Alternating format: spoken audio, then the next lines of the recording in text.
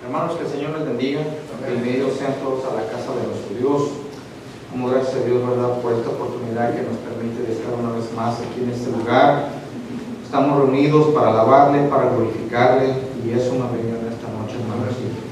Le invito a que abra sus sagradas escrituras allá en Salmo 61, hermanos, y vamos a leer un versículo usted y un versículo yo, y en el último nos unimos.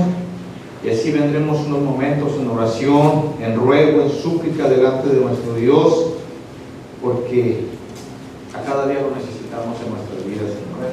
Creo que aún todavía no llegamos al varón perfecto que Dios quiere que seamos, hermanos, pero estamos en la lucha, y es por eso que venimos a consagrar nuestra vida, a limpiarla cada día delante de nuestro Dios. Dice la palabra de nuestro Dios en el nombre del Padre, del Hijo y de su Santo Espíritu: oye, oh Dios, mi clamor, y a mi oración atiende. Desde el cabo de la tierra clamaré a ti, cuando mi corazón desmayare. Llévame a la roca que es más alta que yo. Porque tú nos has sido refugio y torre fuerte delante del enemigo. Yo habitaré en tu tabernáculo para siempre. Estaré seguro bajo la cubierta de tus alas. Porque tú, oh Dios, has oído mis votos, me has dado la heredad de los que temen tu nombre. Días sobre días añadirás al rey. Sus años serán como generación y generación. Estará para siempre delante de Dios, prepara misericordia y verdad para los que conserven. Así cantaré tu nombre para siempre, pagando mis votos cada día. Aleluya. Qué hermoso salmo, hermanos, al meditarlo. Al estudiarlo, decían los comentaristas que David estaba en un momento de que era perseguido por su hijo Absalón.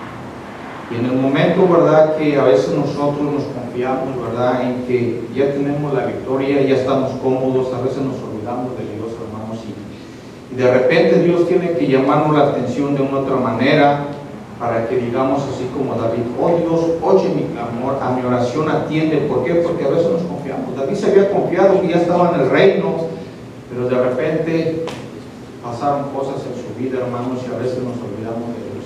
Entonces, Dios siempre nos recuerda, Dios siempre está al pendiente de cada uno de nosotros, aunque estemos en pruebas, en dificultades, por muy difíciles que sean, hermanos. ¿A dónde iremos? Creo que con toda seguridad que no hay mejor lugar seguro que estar en este lugar, estar en la presencia de nuestro Dios. Y por eso el salmista decía: llévame a la roca que es más alta que yo, porque se sentía lejos. Y a veces sí podemos estar lejos, aunque estemos en la iglesia, hermanos. A veces ya no sentimos el gozo, la paz, la tranquilidad de nuestras vidas, aunque estemos aquí. ¿Por qué? Porque como que hemos entrado en ese conformismo, porque vivimos bien, hermanos. Y eso creo y pienso con toda seguridad, como que Dios dice, como que están entrando en un momento donde hay mucha bendición, y a veces ya no me quieren agradar de corazón, solamente como el pueblo de Israel me oyen, pero su corazón está lejos de mí. Si en esta hora hemos venido para pedirle perdón a Dios, para rogarle, para suplicarle que su amor, su misericordia nunca se separe de nosotros. Entonces, le invito, ¿verdad?, si quieren venir aquí al frente, hermanos, vengamos un momento en oración. Amantísimo Padre Celestial que estás en los cielos, gracias te damos, Señor, en esta hora, Padre, por la oportunidad, por el privilegio, primeramente, que tú nos das aquí en este lugar, Señor, que hemos venido con un corazón dispuesto, con un corazón sincero delante de tu presencia, Padre. Pero no queremos acercarnos delante de ti, Señor, sin antes pedirte que tú perdones toda falta, todo pecado, toda inmundicia, todo mal pensamiento que pudo haber salido de nuestra mente, de nuestro corazón, Señor. Queremos en esta hora limpiarnos, purificarnos con tu sangre preciosa, Padre, porque, Señor, tú dices en tu palabra que tú aborreces el pecado, tú aborreces todo lo malo que pudiera haber dentro de nosotros. Pero también dice tu palabra, Señor, que tenemos un abogado para contigo, y es Jesucristo el justo, que vino a derramar su sangre preciosa, Señor, por esta humanidad, Padre. Y por eso, Señor, yo en esta hora vengo confiadamente, Señor, para alabarte, para glorificarte, para bendecirte, Señor, por todo lo bueno y maravilloso que ha sido en mi vida, Padre Celestial. En esta hora, Señor, cada uno de mis hermanos estamos aquí. Yo no sé cómo haya venido cada uno de ellos, Padre, con necesidades, con angustias, con tribulaciones, Señor. Yo no lo sé. Padre, o tal vez está pasando el mejor momento de su vida, Padre, pero aún así pedimos, Señor, por cada uno de mis hermanos, Padre. En esta hora nos acercamos delante de ti, Padre, con un corazón contrito, con un corazón humilde delante de tu presencia, Padre. Quita toda arrogancia, quita toda perseverancia, toda perversidad de nuestra mente, de nuestro corazón, y que verdaderamente sintamos, Señor, ese gozo, esa alegría de estar aquí en tu casa, Padre. También no está lleno este lugar, Señor, pero te ruego y te pido por cada uno de mis hermanos que donde quiera que estén, Señor, que tu mano fuerte y poderosa redarguya sus mentes, redarguya sus corazones, Padre. A veces hemos entrado en el conformismo, Señor, así como el salmista, Padre. Él se sentía seguro en su reino, Padre, y de repente pudo descuidar su vida, oh Señor, y tuviste que tomar acción, Padre, para que tu siervo se diera cuenta que no dependía de él, no dependía de su fuerza, sino que dependemos siempre de ti, oh Padre celestial. Aquí estamos, Padre, porque te necesitamos. No es porque seamos buenos, Señor, sino porque cada día, Señor, necesitamos de tu misericordia, necesitamos de tu presencia en nuestras vidas, Padre. Oh, aleluya, aleluya. Digno eres tú, Señor, digno eres, digno eres. Aquí estamos, Señor, aquí estamos.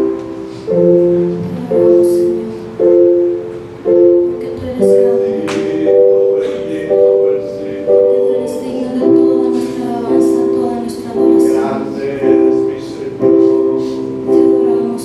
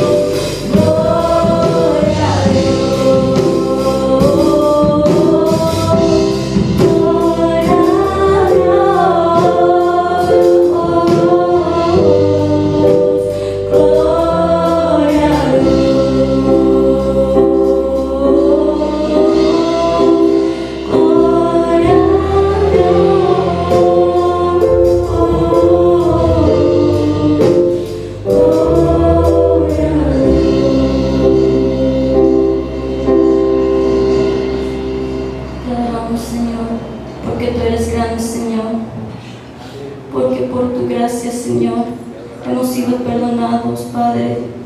Con tu sangre, Señor, hemos sido salvados. Y tú nos has perdonado, Padre. Tú nos has perdonado de todos los pecados, Señor. Fue tu amor tan grande, Señor, que nos ha ayudado, Señor. Ese amor tan grande, esa misericordia, Señor, que nos ha perdonado, Señor, que nos permite, Señor, vivir libres. Te adoramos, Señor.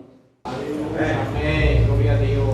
Yo me alegré con los que me decían, a la casa de Jehová iremos.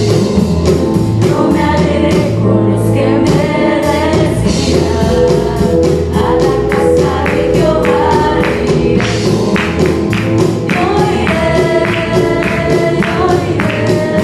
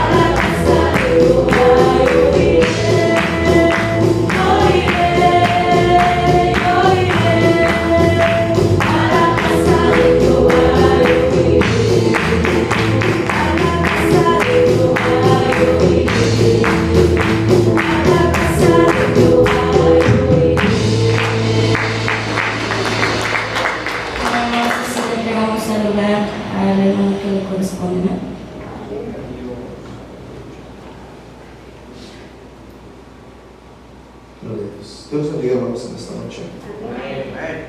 Estamos contentos de estar en la casa de nuestro Dios.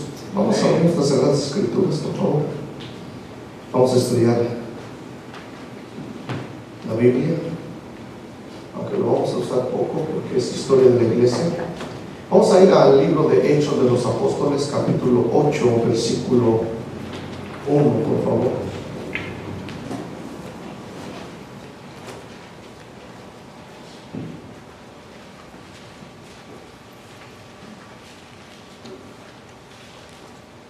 Libro de Hechos de los Apóstoles, capítulo 8, verso 1. Vamos a usar este versículo como base. La palabra de Dios la leemos en el nombre poderoso del Padre, del Hijo y del precioso Espíritu Santo. Y Saulo consentía en su muerte. En aquel día hubo una gran persecución contra la iglesia que estaba en Jerusalén, y todos fueron esparcidos por las tierras de Judea y de Samaria, salvo los apóstoles. Dios, te damos gracias, te bendecimos, te adoramos porque eres digno de honra y de gloria, y también porque nos has salvado, porque nos has rescatado y porque nos has dado vida y vida en abundancia. Y dentro de esa vida, Señor, nos das el privilegio de estudiar tu palabra.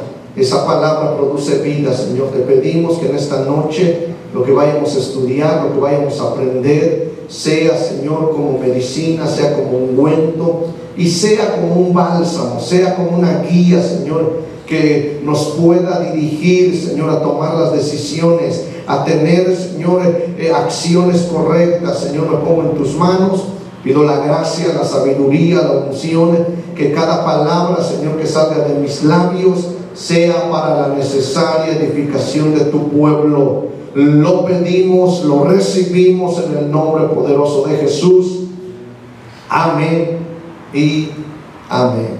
Tenga la bondad de sentarse en esta noche. Estamos estudiando, hermanos, el tema de la historia de la iglesia. Se me ha hecho interesantísimo, hermano, el conocer, el que nosotros como hijos de Dios, como cristianos, conocer nuestras raíces y conocer, ya lo dijimos, hermanos, que la iglesia fue fundada desde el año 30 después de Cristo, después de la ascensión de Cristo. Y desde el año 30 hasta nuestros días, ya más de 2000 años, es la única institución, la única entidad que a pesar de luchas y pruebas, hermanos, se cumple lo que Jesús dijo, que ni las mismas puertas del Hades o del infierno podrían prevalecer contra ella. Y nosotros formamos parte de ese grupo, de ese cuerpo. Amén. Me gustaría que trataran de ponerme atención. Es mucha información. Sé que todo lo que vamos a ver a través de este tema de la historia de la iglesia, que abarca desde el año 30 hasta nuestros días, todos los cambios, todas las batallas que ha librado la iglesia, todas las persecuciones, todos los cambios, los hombres, mujeres que han sido usados por Dios, no solo en la Biblia. Ya salimos de la Biblia en el sentido de que el último hombre de la Biblia que murió, hermanos, es el apóstol Juan. Amén. Y de ahí Dios también levantó hombres después de ellos, aunque algunas veces, hermanos, la iglesia ha sufrido muchos ataques, y eso no es nuevo.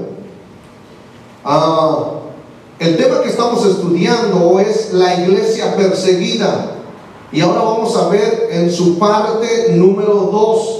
Vimos la iglesia perseguida, parte número 1, y vimos, hermano, cómo fueron perseguidos, cómo fueron azotados, cómo fueron muertos, cómo fueron echados, hermano, en los coliseos romanos para que las fieras los comieran, cómo fueron como Policarpo quemados en la hoguera si no negaban a Jesús. Esos eran los cristianos de antes. Amén. Entonces, como historia de la iglesia, esto nos debe servir a nosotros cuando a veces nos desanimamos, cuando a veces decimos, ya no voy a ir a la iglesia. Esto no es nada, hermano, de lo que nosotros estamos viviendo. Si pudiéramos decir, las razones por las que a veces queremos dejar el evangelio son, hermano, son situaciones vergonzosas a la vida de lo que los hombres y mujeres de Dios vivieron en el transcurso de la historia de la iglesia. Queremos decir, hermanos, que mientras que el hecho sobresaliente en la historia de la iglesia en los primeros siglos, en el segundo y tercer siglo, fueron las persecuciones imperiales, eso ya los vimos, hermanos. Se puede decir, siempre que por un lado hay persecución, por un lado hay ataque, Dios, hermanos, siempre está abriendo caminos por otro lado. Dios siempre está trabajando, y aunque parte de su iglesia está siendo perseguida, como fue en el segundo siglo y el tercero, por otra parte se producían grandes adelantos en la condición, organización y vida de la comunidad cristiana. Y eso es lo que vamos a ver hoy en día. Lo vuelvo a repetir, posiblemente no se le quede todo, pero sí es bueno que algunos detalles. ¿Cuándo fue que empezó, hermano, a funcionar la iglesia como la iglesia de Cristo? A partir del año, ¿qué dijimos? Del año 30 después de Cristo. ¿Por qué decimos del año 30 si Jesucristo murió a los 33 años? Dicen los estudiosos, hermano, que la historia se partió en dos cuando vino Jesucristo, pero es alrededor de 3 o 4 años que varía en nuestro calendario.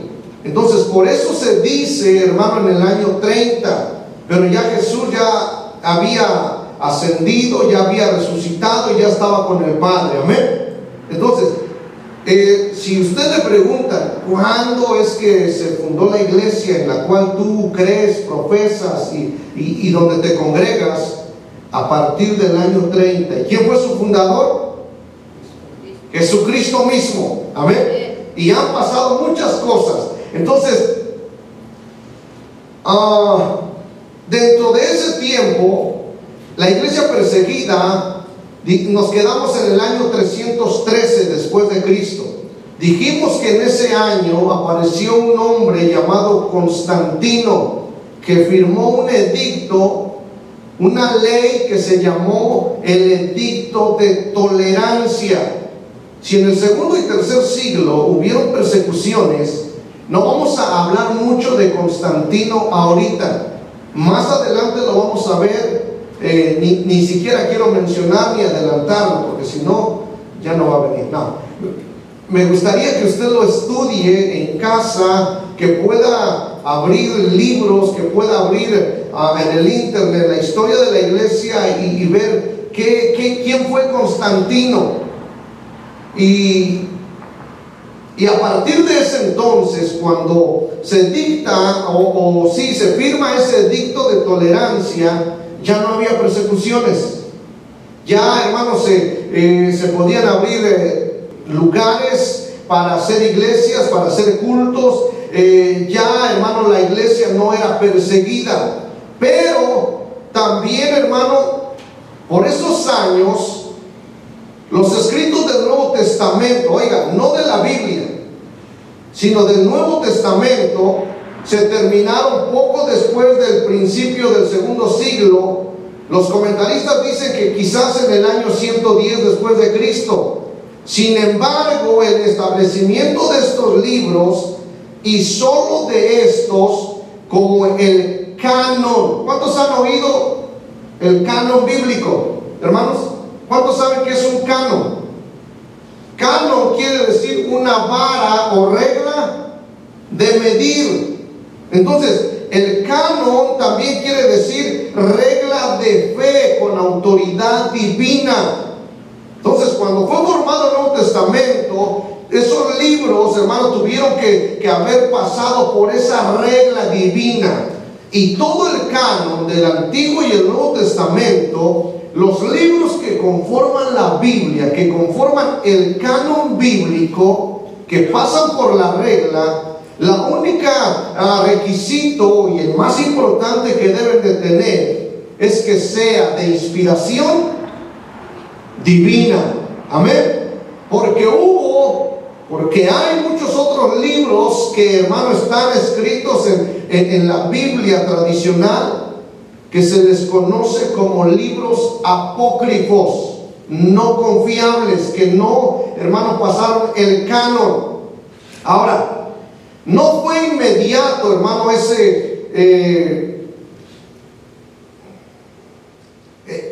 que fueran incluidos en el canon sagrado. No todos estos libros se aceptaban en todas partes como escritura inspirada. Algunos de ellos, voy a mencionar algunos, yo sé que no se los va a aprender, pero algunos de ellos, como son Hebreos, Santiago, Segunda de Pedro y Apocalipsis, los aceptaron en Oriente. Pero muchos otros, y muchos años más adelante, los rechazaron en Occidente. Los aceptaron en Oriente. Por otra parte, algunos libros que hoy no se consideran parte de la Biblia también se aceptaban y leían en el Oriente. Eran iglesias que tenían, hermanos, diferentes libros. Y estos libros, yo no sé si algunos han leído o han escuchado de estos libros.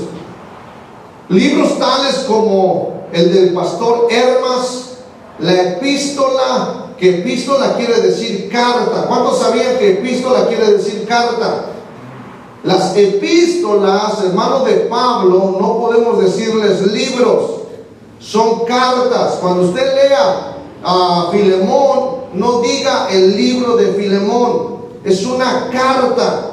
Cuando leamos Corintios, no es primer libro de Corintios, es primera carta o epístola. Entonces, hubo una epístola de Bernabé. También hubo escrituras como las enseñanzas de los 12 discípulos.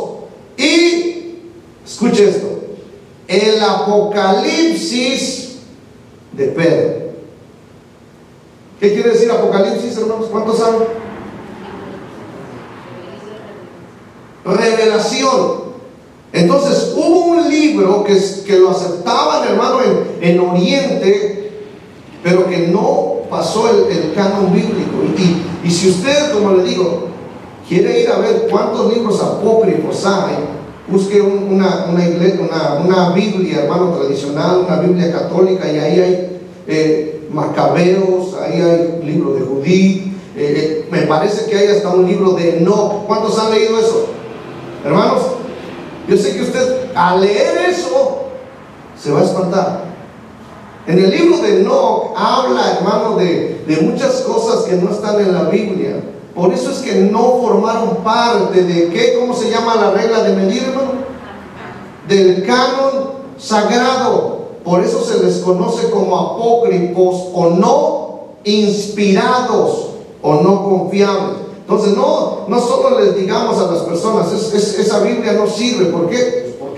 Porque no, tenemos que tener una explicación, y tenemos que ver, hermano, que todos los libros que forman el canon bíblico, el canon sagrado, tuvieron que pasar esa regla de que fueran inspirados por Dios. Ahora, no puede darse ninguna fecha precisa, hermano, del completo reconocimiento del Nuevo Testamento tal como lo tenemos en la actualidad, pero no puede fijarse antes del año 300 después de Cristo. O sea que antes del año 300 ya el canon del Nuevo Testamento estaba completo. Amén. Y también dice aquí, cualquiera que lea el volumen del Nuevo Testamento apócrifo y compare su contenido con nuestro Nuevo Testamento, verá de inmediato por qué esos libros se rechazaron finalmente del canon. Yo sé que a veces debemos de ser muy cuidadosos para leer. Cuando leamos, debemos de tener, hermano, el discernimiento y el conocimiento y la sabiduría para saber lo que estamos leyendo. Pero sería bueno, ¿cuántos de aquí les gusta, hermanos, la lectura? Hermano, esto es algo tremendo, esto es algo poderoso. Alguien dijo que el que lee no tiene telarañas en su mente. Y ya lo contrario, usted y yo lo sabemos. Los que no leemos, hermano, ¿cuántos han visto una casa que no le pasan el plumero, hermano, por lo menos 3 meses, 6 meses? Se llena de telarañas como si no viviera nadie. Entonces es muy importante leer. Yo sé que usted me puede decir, hermano, a mi edad. No hay edad para leer. Amén. Eso es un hábito que debemos de nosotros, hermano, trabajar. Algo también importante, hermano, después de los escritos del Nuevo Testamento, sucedió algo bien importante. Después, en la iglesia del principio, a los hombres que ministraban en la iglesia, que eran los apóstoles, los 12 apóstoles, ellos eran tenidos, hermano, en gran estima. Ellos eran respetados porque anduvieron con Jesús. Pero cuando ellos empezaron, hermano, a predicar el evangelio en otros lugares, Dios empezó a levantar hombres, hermano, preparados a través de los apóstoles y llenos del Espíritu Santo, que algunos versículos de la Biblia, hermanos, los llaman como obispos o ancianos. Amén. Y a veces debemos de tener cuidado las palabras que usamos en la iglesia, porque a veces usamos palabras que ni siquiera están dentro de las escrituras y que los hemos agarrado de otra parte. Quiero que veamos algunos versículos, aquí cierro. Quiero que veamos algunos versículos que hablan, hermano, de estos hombres. Quiero que vayamos, hermanos, a Hechos 20:17. Esa era la iglesia, cómo se regía, hermano, y vamos a ver el desarrollo de una organización eclesiástica. Dice, enviando pues desde Mileto a Éfeso, Pablo hizo llamar a quienes, hermano, a los ancianos de la iglesia. Pero no vaya a imaginarse usted, hermano, que ya eran todos los que fueron hombres con cabello blanco, cabello cano, calvos, arrugaditos y que apenas si podían caminar. No se refiere a ese tipo de ancianos. Se refiere a hombres que habían crecido en el conocimiento y la gracia de Dios. Hombres que habían aceptado el llamado y que estaban sirviendo en la obra del Señor. A eso se les conoce. Dice, enviando pues desde Mileto a Éfeso, hizo llamar a los ancianos de la iglesia. Un anciano es un servidor, un anciano es aquel que ministra, un anciano es aquel que trabaja, un anciano es aquel que colabora y que es capaz. Mire, ¿qué hizo Pablo, hermano? Con ellos los mandó ¿a qué? A llamar. ¿Y cuántos se imaginan que más de alguno de ellos, ¿por qué voy a ir? Si hoy que apenas me ascendieron de puesto, ¿por qué voy a ir si tengo un compromiso con mi familia? No pusieron excusas.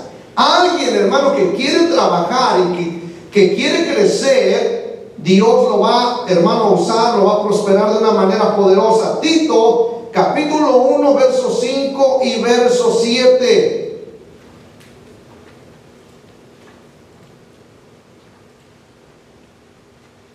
Por esta causa te dejé en Creta. Oiga esto, ¿no? Para que corrigieses lo deficiente. ¿Y qué dice, hermano? Y establecieses ancianos en cada ciudad, así como yo te mandé. O sea que en la iglesia del Señor, en la iglesia del principio, los hombres que ministraban eran hombres maduros, eran hombres consagrados, eran hombres, hermano, que tenían autoridad, hermano, en las escrituras. Y aquí una vez más dice, para que establecieses ancianos. Qué tremendo es, hermano, cuando hay ancianos, hermanos, sin canas, ancianos con un vigor tremendo, que tienen conocimiento, que tienen sabiduría, que tienen fidelidad, que tienen consagración, que tienen santidad y que son capaces, hermano, de ser establecidos en un lugar para trabajar en la obra del Señor.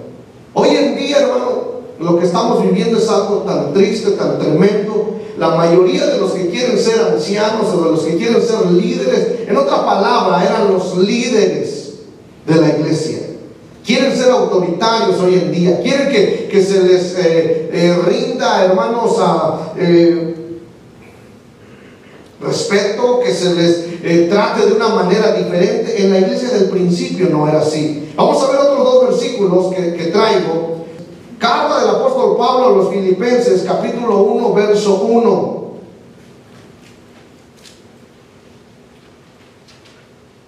Mire, Pablo y Timoteo. ¿Qué dice ahí, hermanos? Siervos de Jesucristo, a todos los santos en Cristo Jesús. Si usted se da cuenta, ahí cuando hace mención, hermano, por lo menos vemos a tres tipos de personas. Pablo y Timoteo, ¿cómo se presentan ellos ante la iglesia de Filipo? Siervos de Jesucristo. Y luego dice, a todos los que, hermano, los santos, a toda la iglesia. Entonces hay siervos, hay santos, hay gente que forma, hermano, el cuerpo de Cristo, que han sido santificados. Dice, a todos los santos en Cristo Jesús. Y mire, termina con esto, que están en Filipos con los obispos. ¿Y qué, hermano? Y los diáconos. La palabra que se usa aquí para obispo es un supervisor. Es alguien que cuida, pero un supervisor no como en lo secular. Un supervisor, hermano, que se preocupa. Alguien que cuida, hermano, por el bienestar, por el crecimiento, por la salud de la congregación. No es alguien, hermano, que como lo conocemos en el mundo secular, alguien que regaña, alguien que solo está cuidando para dañar, para lastimar. No, aquí es todo lo contrario. Aquí es que están sirviendo al Señor y dice, arriba, la meta es que todos lleguemos a ser, bueno, no todos, los que seamos llamados siervos de Jesucristo, de entre todos los santos, y va a haber obispos y va a haber diáconos. Lo último, hermano, Hechos capítulo 20, verso 28.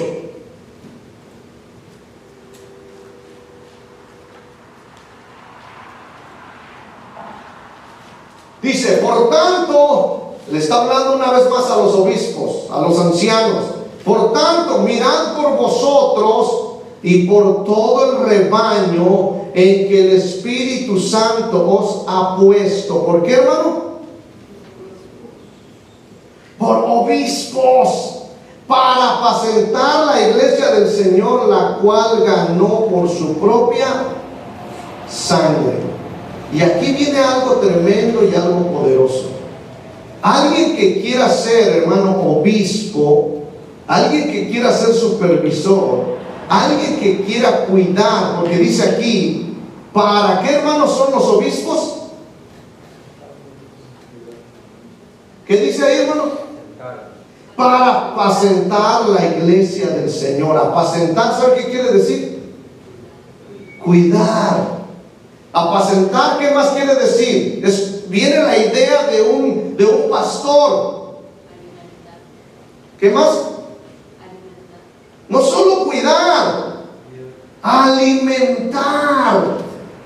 Entonces, hermano, estamos tan lejos en la iglesia del Señor de que los hombres que predicamos lleguemos a ser obispos. Pensamos que con solo el hecho de predicar, hermano, ya me hace un predicador, un obispo, un siervo, alguien que cuida, alguien que apacienta. No, aquí dice, hermano, que debemos, dice, por tanto, mirad, y esto me llama poderosamente la atención. Nadie que pueda o que quiera ser predicador, nadie que quiera ser un obispo, un anciano o un diácono puede trabajar, su trabajo puede ser tan eficiente. No solamente es traer mi Biblia, traer mis versículos. Siempre he hablado de esto, y esto va para los jóvenes. Lamentablemente hoy no están muchos jóvenes, hay algunos, pero todavía nos falta un buen puñado de jóvenes que los miércoles, y me gusta mucho eso, que los miércoles están viniendo, porque la enseñanza, los estudios son los que hacen, hermano, que los jóvenes, los hombres, las mujeres de Dios crezcan en el conocimiento de Dios. Entonces, hermano, para que yo tenga autoridad de ser un obispo, escuche esto, antes de poder enseñar, antes de poder cuidar y de poder alimentar a la grey del Señor, tengo que hacer lo que está arriba. ¿Qué dice, hermano? Por lo tanto, mirad, oiga esto, por vosotros mismos. Por eso siempre les estamos aconsejando a los jóvenes. Jóvenes tienen que ser de buen testimonio. Jóvenes tienen que ser obedientes. Y no estamos refiriéndose solamente aquí, sino en todo lugar donde se desenvuelvan, en todo lugar donde estén, en su casa, en la escuela, en el club deportivo, no sé, donde quiera que estén, ustedes tienen que ser ejemplares para que cuando vengan aquí, su testimonio lo respalde. Su testimonio, hermano, pueda hacer algo que ustedes sin temor puedan hablar y puedan servir. Mi anhelo, mi deseo, mi petición a Dios es que los jóvenes que están aquí lleguen a ser, hermano, no solo santos de Jesucristo, no solo ancianos, no solo obispos, no solo diáconos, sino lleguen a ser como Pablo y Timoteo. ¿Qué eran Pablo y Timoteo? Siervos de Jesucristo. Cuando ya llegan a ser siervos de Jesucristo, la palabra para siervo quiere decir esclavo. Y un esclavo es aquel que no tiene, hermano, derechos. Amén. Hermanos, ¿cuántos siervos de Jesucristo hablamos aquí? Y siervo de Jesucristo es decirle al Señor: Señor, no tengo derechos. Dime, Pablo le dijo al Señor cuando se le apareció en el camino a Damasco: Señor, ¿qué quieres que yo haga? Y eso es que apenas iba empezando. Entonces, cuando ya lo llama el Señor a ser apóstol, hermano, él decía: yo llevo las marcas de Cristo en mi cuerpo. Imitadme a mí como yo imito a Cristo. Esto es algo tan tremendo. Y en la iglesia, hermano, más adelante, después de que ya no estuvieron Pablo, de que ya no estuvo Timoteo, de que ya no estuvo Pedro, hermano, dice la historia que después de que ellos murieron, por lo menos durante 50 o 60 años, la historia de la iglesia está en blanco. Ya no hubo hombres, hermanos, de la talla de Pablo, de Pedro, de Juan. Y la historia no registra qué pasó con Timoteo, con Tito, con Apolos. No registra. Ahora, más adelante, hermanos, vamos a seguir en los años siguientes. Como ya no había persecución, lo que sucedió en la iglesia por el año 313 es que empezaron a venir, hermano, empezaron a ocupar cargos de liderazgo hombres que ni siquiera conocían a Cristo. Hombres, hermano, que ni siquiera habían nacido de nuevo. Y esto es lo triste. En el siglo segundo y tercero, hermano, la iglesia estaba pura. La iglesia, los hombres de Dios eran capaces de servir a Dios y dar su vida por Jesús. ¿Qué era lo que los mantenía puros? ¿Qué era lo que los mantenía, hermano, viendo como al invisible? ¿Qué era? ¿Qué era lo que había en el siglo segundo y tercero, hermanos?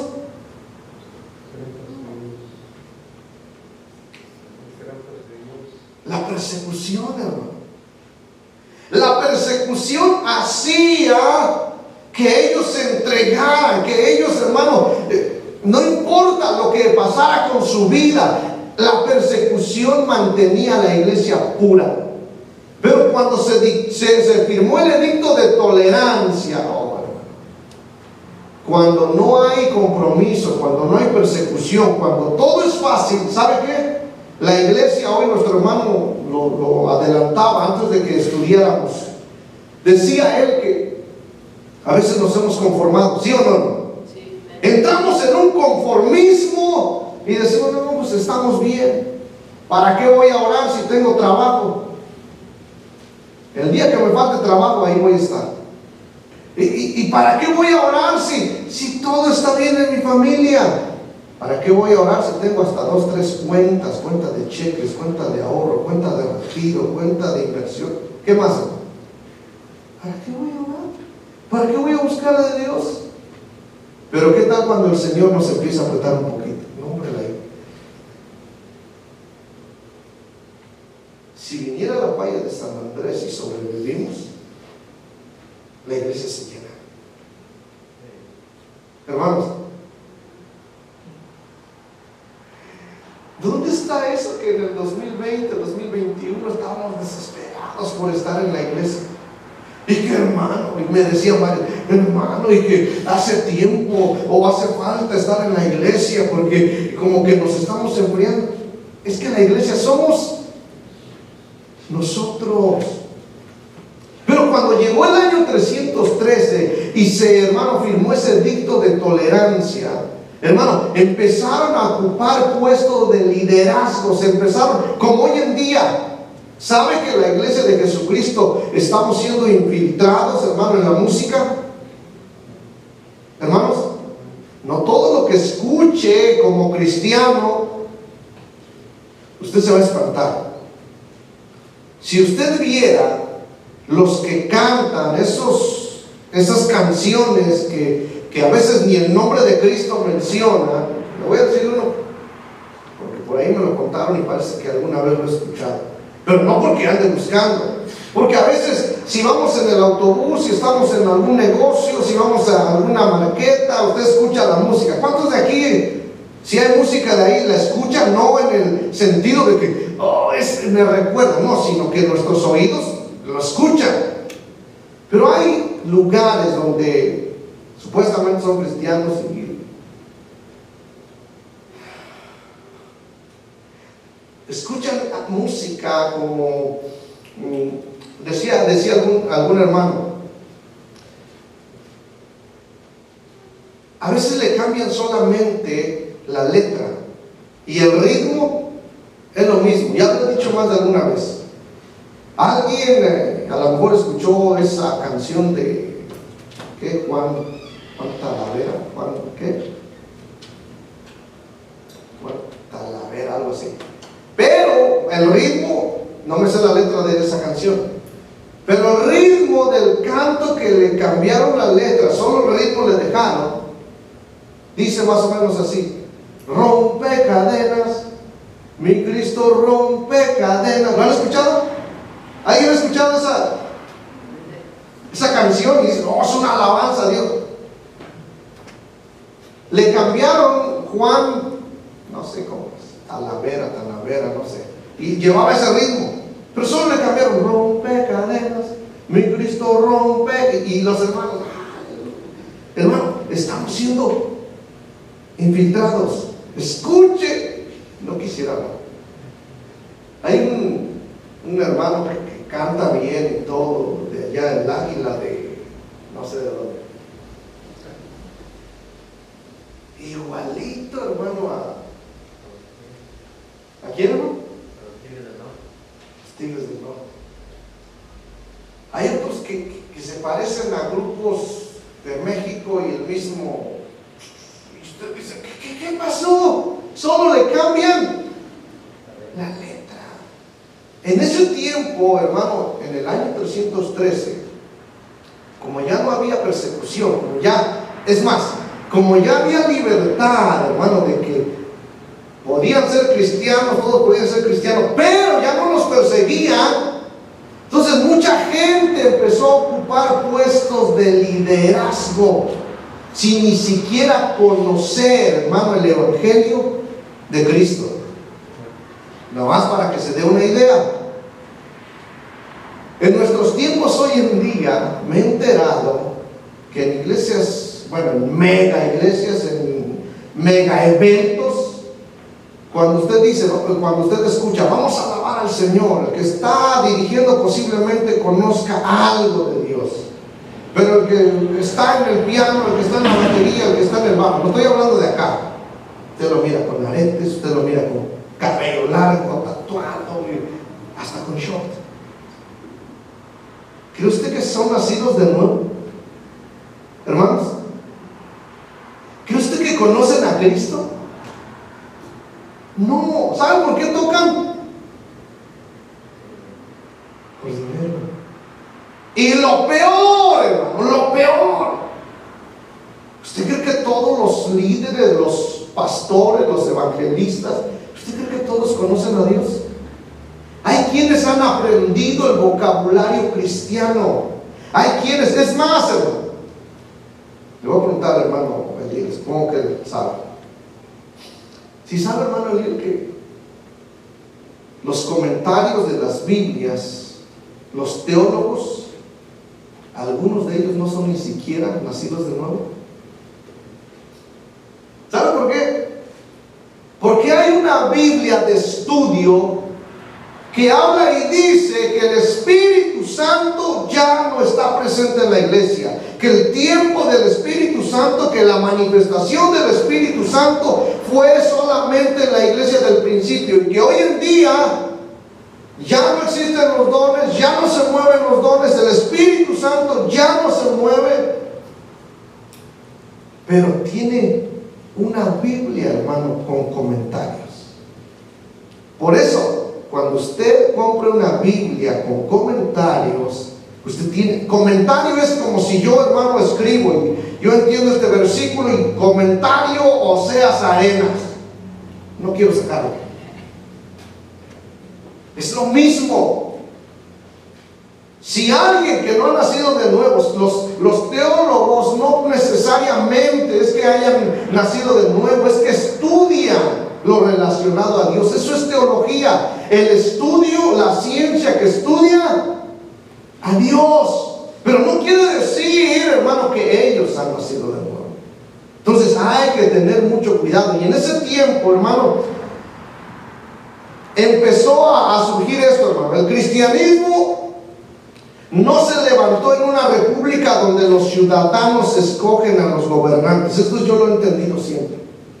El cristianismo, hermano, no se levantó en una república donde los ciudadanos escogen a los gobernantes.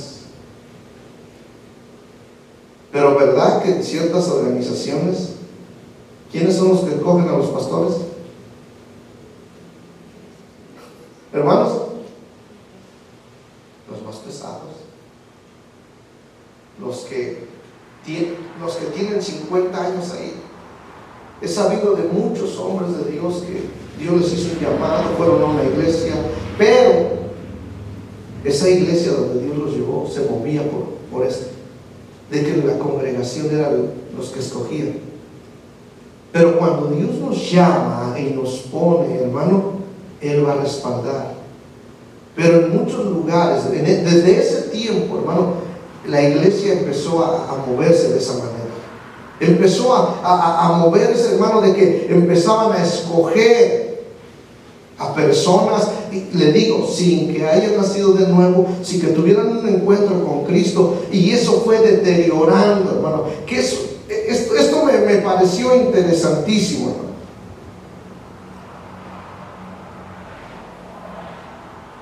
En ese momento, hermano, cuando se firmó el edicto y la iglesia ya no fue perseguida, algo pasó. Se comenzó a deteriorar la iglesia, lo que en un tiempo, hermano, mantenía, ya lo dije hace rato, a los cristianos vivos, fervientes, que eran capaces de dar su vida, porque hombres no nacidos de nuevo empezaron a ocupar puestos de liderazgo en la iglesia, que hasta entonces empezaba a tener influencia. Porque cesó la persecución. En los primeros 300 años mantuvo a la iglesia, hermano, puesto en su fe. Absolutamente nadie se unía. Oigan, en los primeros 300 años nadie se unía a la iglesia por ganancia deshonesta.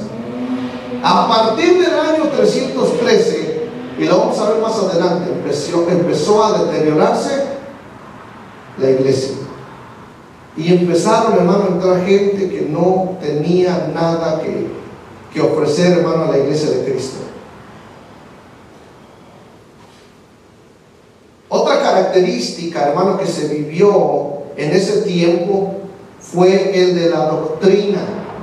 Necesitaba haber, hermano, una organización eclesiástica. Y con esto vamos a concluir, porque más adelante, la otra semana, vamos a ver el desarrollo de sectas y herejías que se empezaron a meter en la iglesia. Entonces, hermano, en la época apostólica, en los primeros años, la fe era del corazón, era interno. Teníamos que aceptar a Cristo en nuestro corazón. Más adelante,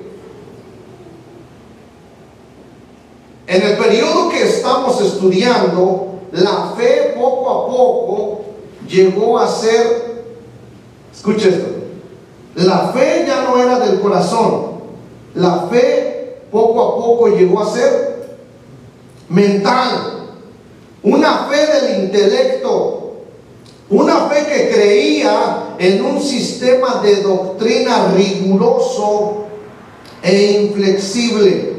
Entonces, en ese tiempo, hermanos, alguien dijo que se tuvo que hacer una declaración de fe. Y hubo, hermano, 3 escuelas de teología que en ese tiempo emergieron para ver esa declaración de fe. En Alejandría, en Asia Menor y en el norte de África. Lo que me llama la atención es que Dios siempre ha levantado, hermanos, lugares donde se estudie la Biblia. Y esto es un lugar, hermano, donde deberíamos nosotros tomar nota, llegar a casa, estudiar y estudiar, porque ¿cuántos se están dando cuenta en el mundo en que estamos viviendo? Hermanos, ¿cuántos estamos preparados para vivir en estos tiempos difíciles? Si usted se diera cuenta todo lo que está sucediendo en el mundo, los que tienen hijos, hermano, nos van a entender. En las escuelas están siendo atacados como nunca antes. En las universidades, en los colegios, y los hermanos se van a dar cuenta de eso. Tengan mucho cuidado. Su fe tiene que ser una fe inquebrantable. No tienen que cambiar a una fe que es del corazón, como sucedió en ese tiempo, a una fe que dijimos que cambió a qué, a una fe de qué, del intelecto, una fe más o menos como la de los fariseos. Los fariseos razonaban, los fariseos querían y razonaban y decían: Señor, no podemos entender esto, porque ellos, los que los diferenciaban de las demás sectas, es que ellos razonaban. Señor, no podemos entender cómo tus discípulos comen sin lavarse las manos. No nos cabe en la cabeza. Y Jesús les dice: es que no contamina al hombre lo que entra, sino lo que sale. Y ya, hermano, cuando la fe empieza a ser del intelecto, cuando ya uno va conociendo otras esferas y van trabajando, y lo que ahorita se está viviendo es que están trabajando nuestra mente. Aún en la iglesia nuestra mente tiene que ser renovada. Romanos dice que debemos de ser renovados, debemos ser transformados a través de la renovación de vuestro entendimiento. Entonces, hermano, surgieron 3 escuelas de teología en Alejandría, en Asia Menor y en el norte de África. Solo para mencionarles, si usted quiere, los busca en su casa. Pero me pareció interesantísimo cómo estos hombres, por ejemplo, en la escuela de Alejandría, se fundó, hermanos, como en el año 180 después de Cristo, por Panteno. Escucha esto: ex filósofo estoico, Panteno, así como pantano, Panteno. Pero como cristiano era eminente por el fervor de su espíritu y la elocuencia en la enseñanza oral. Solo breves fragmentos de sus escritos sobrevivieron. Otro importante, hermano, de la escuela teológica de Alejandría es un hombre que sucedió a Panteno, o sea que lo reemplazó, un tal Clemente de Alejandría. Los que leen historia van a escuchar de este hombre, Clemente de Alejandría. Y Alejandría era una escuela en Egipto tremenda.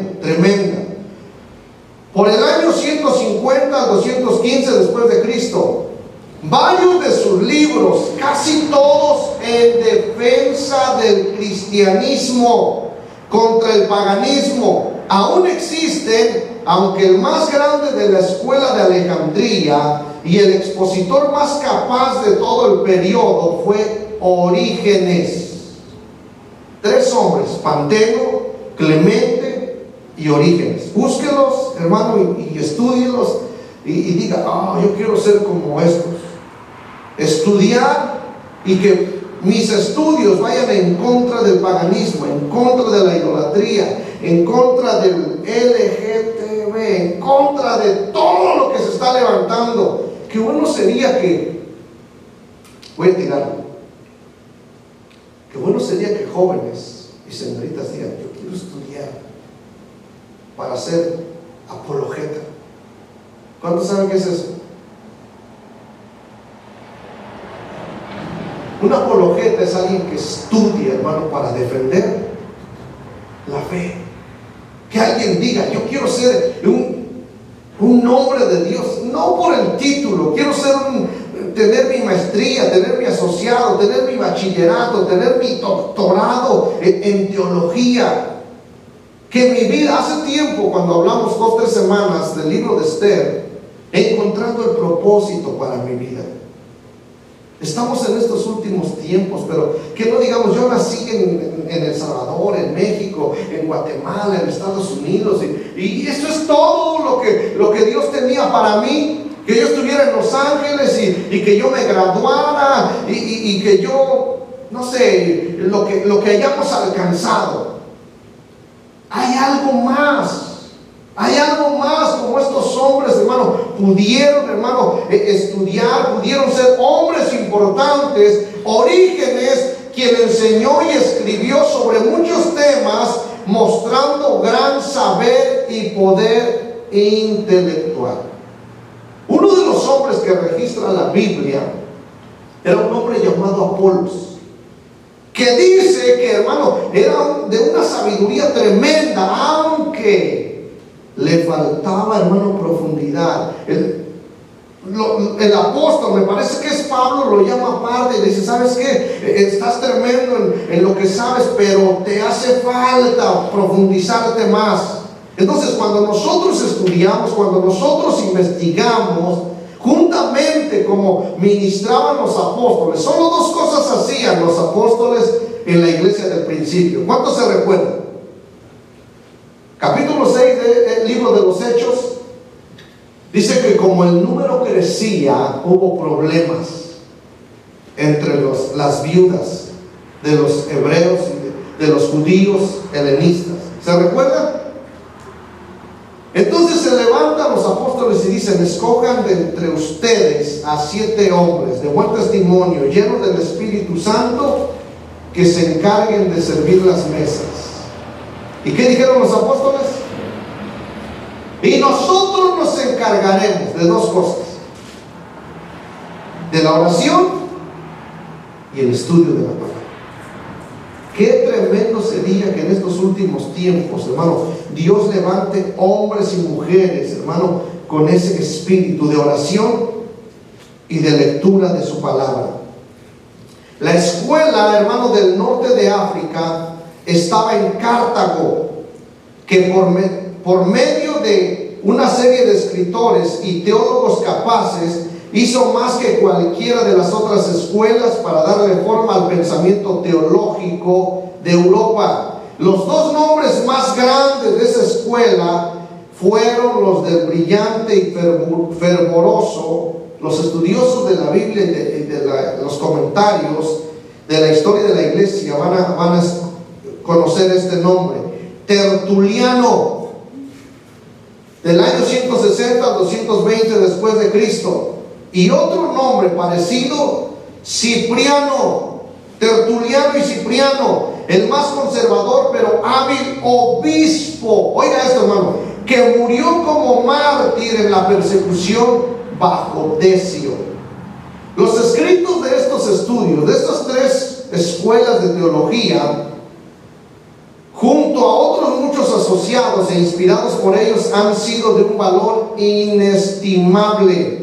Se considera como nuestra fuente de información original sobre la iglesia, su vida, sus doctrinas y su relación al mundo pagano que le rodeó durante los siglos de persecución. Ojalá y pueda, hermanos, sembrar en ustedes la curiosidad de leer un poquito de esos personajes. Nos ponemos de pie, hermanos. Esto fue, hermanos, la época, el tiempo de la persecución. Y la semana que viene vamos a ver acerca de las herejías. ¿Qué herejías, hermano? ¿Qué sectas empezaron a fundarse? ¿Y qué era lo que enseñaban esas sectas? Cuando nosotros salimos a evangelizar o cuando nosotros predicamos, A veces nos vamos a encontrar con personas, hermano, que sí estudian, que sí leen, y nos quedamos, nos dejan con el ojo. El pastor no me ha enseñado eso. Yo voy a la iglesia y soy salvo porque a veces nos vemos, hermano. ¿Por qué usted se considera salvo? Porque nací en el Evangelio, porque llevo 20 y pico de años en la iglesia. No, eso no nos hace salvos, ¿verdad que no? ¿Cuántos años estuvo Judas con Jesús? Y se perdió. El estar en la iglesia, el leer la Biblia, no nos asegura eso. Es mucho más que eso. Es conocer a Cristo, es practicar lo que vivimos y conocerlo. Hermanos, si viera qué lindo es el estudio de la Biblia primero. Pero en la Biblia no nos habla, hermano, de todo lo que ha pasado en estos, ¿cuántos siglos ya? Más de 20 siglos, 21. Es tremendo. Y todavía la iglesia, por eso los que tratamos de conocer un poquito cuando tratamos en las luchas y en las pruebas, ¿cómo van? La iglesia sigue caminando. ¿Por qué? Porque Cristo está con nosotros. Y luego cantamos, solo se detiene. ¿Para qué, hermano? Y si vivimos lo que cantamos. ¿Verdad que no? Solo se detiene para predicar. ¿Y cuántas veces hemos predicado en esta semana? En este mes. Ya terminó. En una iglesia donde estábamos, hay algunos métodos. Tenían un método, por lo menos, no sé, cada 2 o 3 meses. Decían, es el día del amigo. Tiene usted que traer un amigo ese día. Pero no vamos a hacer el día del amigo, que todas las veces que vengamos aquí sea para traer personas, para invitar personas, amén. Cuando usted y yo, hermano, hablamos de Cristo, es porque ese es nuestro estilo de vida. Padre, te damos gracias, te bendecimos en esta noche. Venimos delante de tu presencia, Señor, te adoramos. Te damos gracias porque a través, Señor, de la historia y en cumplimiento a tu palabra, Señor, podemos conocer, Señor, y no lo vamos a conocer, Señor, es muchísima información. No podríamos hablar de todo lo que ha pasado en estos ya más de 20 siglos, en cómo la iglesia, en cómo tu cuerpo, Señor, en todos los hombres, en todas las acciones, actividades, luchas, pruebas, en todas las victorias, Señor, ninguna derrota, Señor. Ciertamente han sido pruebas, pero no, jamás la iglesia va a ser derrotada. Jamás la iglesia va a ser, Señor, humillada. Jamás la iglesia va a ser avergonzada, en el sentido de que tú siempre, Señor, tienes tus planes perfectos. Cuando hablo de humillada, quiero decir avergonzada, Señor. El único que puede hacer eso eres tú. Pero cuando estamos en luchas, en pruebas, en adversidades, porque estamos haciendo tu voluntad, Señor, como la iglesia del principio, Señor, tú vas a sacarnos adelante. Muchos se preguntan, muchos estudiosos se preguntan, ¿dónde estaba, Señor, cuando eran echados al Coliseo, Señor, y que las fieras los comieran? Cuando eran echados, Señor, en las hogueras, cuando eran martirizados, Señor, pero es que tú, Señor, lo dijiste. En Hechos capítulo 1, verso 8, Señor, dice tu palabra, y me seréis testigos. Lo hemos dicho, lo hemos, Señor, enseñado. Tu palabra muestra que la palabra que define, Señor, para testigos en su original griego es mártir. Y me seréis mártires en Samaria, en Judea y hasta lo último de la tierra. Señor, queremos ser testigos. Sí, lo decimos, queremos ser testigos. No importa lo que pase con nuestra vida. Tú nos enseñaste lo que es obedecer. Tú nos enseñaste lo que es servir a Dios. Señor, el venir a la iglesia no es un sacrificio. No es algo difícil. No es una prueba. Y menos en estos tiempos. Venir a la iglesia, Señor, es un privilegio, es un honor, pasaba, Señor, tu iglesia en los primeros años era algo tremendo, era algo de vida o de muerte. Ayúdanos, Señor, a que esto, Señor, la historia de la iglesia nos inspire a dar un mejor servicio, a dar nuestros mejores años, a dar nuestro mejor tiempo, a entregarnos, Señor, a la lectura, a la oración, a entregarnos a hablar de tu palabra, Señor. Te pido que esta palabra, esta historia traiga fruto, Señor, y nos inspire. Danos la gracia, la fuerza y la sabiduría, Señor. Vamos a salir, ve con nosotros, y que en este tiempo, Señor, antes de venir a la iglesia el día sábado, podamos tener la oportunidad de hablarle a alguien, de enseñarle a alguien, Señor, de mostrarle el camino, Señor, del evangelio. Danos la gracia, la fuerza, la sabiduría. Líbranos de todo mal, líbranos de todo pecado, líbranos de toda tentación, para que no nos dañe. Dios, bendice y guarda este pueblo. Dios, haz resplandecer tu rostro sobre nosotros y ten de nosotros misericordia. Alza sobre nosotros tu rostro y pon sobre tu iglesia paz. Lo pedimos y lo recibimos en el nombre poderoso de Jesús. Amén y amén. Dios les bendiga, hermanos. Dios les guarde. Nos vemos el día sábado. Decimos nuestro texto, por favor, hermanos, todos. Vosotros también, como piedras vivas, sed edificados como casa espiritual y sacerdocio santo, para ofrecer sacrificios espirituales aceptables a Dios por medio de Jesucristo. Primera de Pedro 2:5. Dios le bendiga, Dios le guarde. Estamos despedidos. Puede saludarse en el amor del Señor y que tenga el resto de la semana de bendiciones.